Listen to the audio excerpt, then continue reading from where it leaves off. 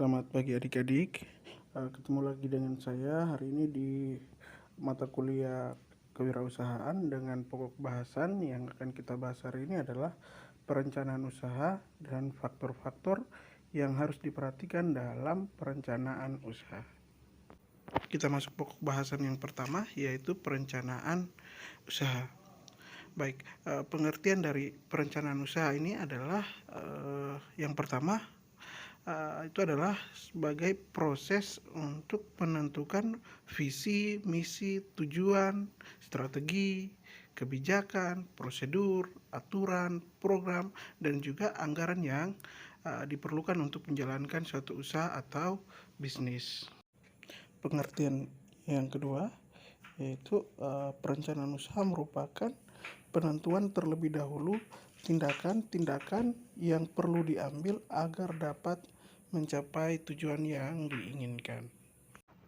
Baik, dari dua pengertian yang Pak sebutkan tadi, pada intinya perencanaan usaha itu merupakan proses di mana kita menentukan visi, misi, tujuan, ataupun aturan, serta tindakan-tindakan yang akan kita ambil untuk mencapai tujuan yang kita inginkan.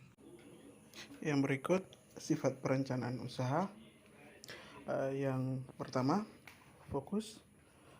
Itu artinya perencanaan usaha dibuat berdasarkan fisik, fungsi tertentu, serta tujuan yang jelas. Yang kedua, rasional atau faktual. Artinya perencanaan usaha dibuat berdasarkan pemikiran yang masuk akal, realistik, berorientasi pada masa depan, serta didukung oleh fakta-fakta yang ada. Yang ketiga, berkesinambungan dan estimasi. Artinya perencanaan usaha dibuat dan dipersiapkan untuk tindakan yang berkelanjutan serta perkiraan-perkiraan tentang kondisi di masa yang akan datang. Yang keempat, preparasi dan fleksibel. Artinya perencanaan usaha dibuat sebagai persiapan, yaitu pedoman untuk tindakan-tindakan yang akan dilaksanakan sesuai dengan lingkungan bisnis yang akan dihadapi. Yang kelima, operasional. Artinya perencanaan usaha dibuat sesederhana mungkin, rinci, serta dapat dilaksanakan. Baik, yang berikut kita akan membahas tentang manfaat dari perencanaan usaha.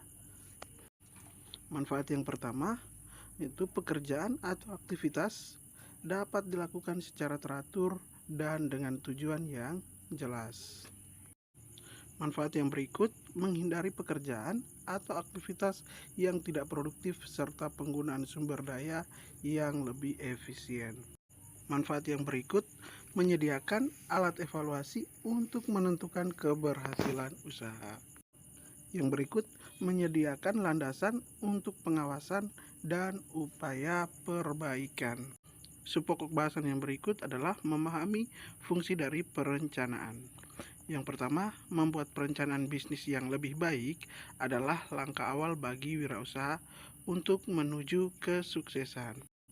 Yang kedua, proses perencanaan strategis dapat memberikan ide menyeluruh sehingga seorang manajer dapat membuat program kerja jangka panjang untuk menentukan arah pengelolaan perusahaan ke masa depan. Subpokok bahasan yang berikut yaitu proses perencanaan usaha. Yang pertama, mengembangkan visi yang jelas. Yang kedua, menentukan misi perusahaan. Yang ketiga, meramalkan perkembangan perusahaan. Yang keempat, menganalisis persaingan.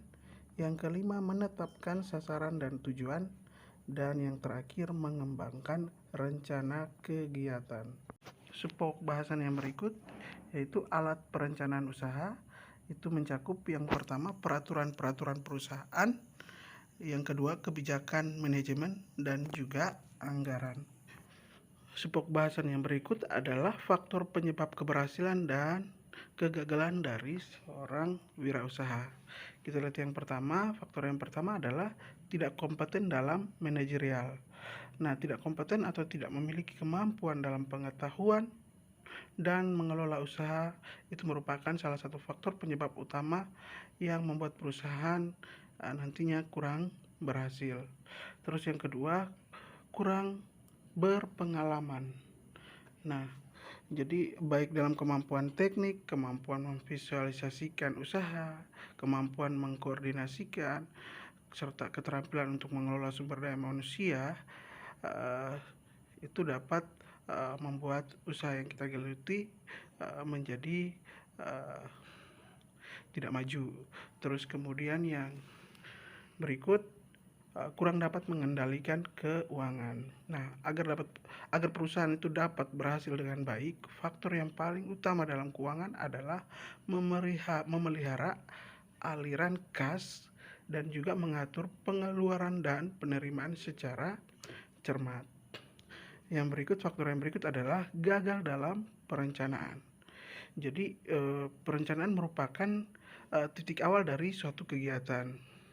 Sekali gagal dalam perencanaan, maka akan mengalami kesulitan dalam pelaksanaan. Yang berikut, lokasi yang kurang memadai. Lokasi usaha yang strategis itu merupakan faktor yang menentukan keberhasilan dari usaha. Lokasi yang tidak strategis itu dapat mengakibatkan perusahaan sukar beroperasi karena kurang efisien. Terus yang berikut, kurangnya pengawasan dan peralatan. Nah, pengawasan itu erat kaitannya dengan efisiensi dan efektivitas. Jadi kurang pengawasan dapat mengakibatkan penggunaan alat tidak efisien dan tidak efektif. Faktor yang berikut adalah sikap yang kurang sungguh-sungguh dalam berusaha. Jadi sikap yang setengah-setengah terhadap usaha itu akan mengakibatkan usaha yang dilakukan menjadi labil dan gagal. Dengan sikap yang setengah hati, kemungkinan gagal itu akan lebih besar. Faktor yang berikut adalah ketidakmampuan dalam melakukan pemeliharaan atau transisi kewirausahaan. Jadi keberhasilan dalam berwirausaha hanya bisa diperoleh apabila berani mengadakan perubahan dan mampu membuat peralihan setiap waktu. Jadi baik adik-adik, dengan demikian selesai materi dari Pak. Jika adik-adik merasa kurang mengerti atau memahami materinya, silakan bisa memberikan pertanyaan pada kolom komentar. Baik, terima kasih. Selamat pagi.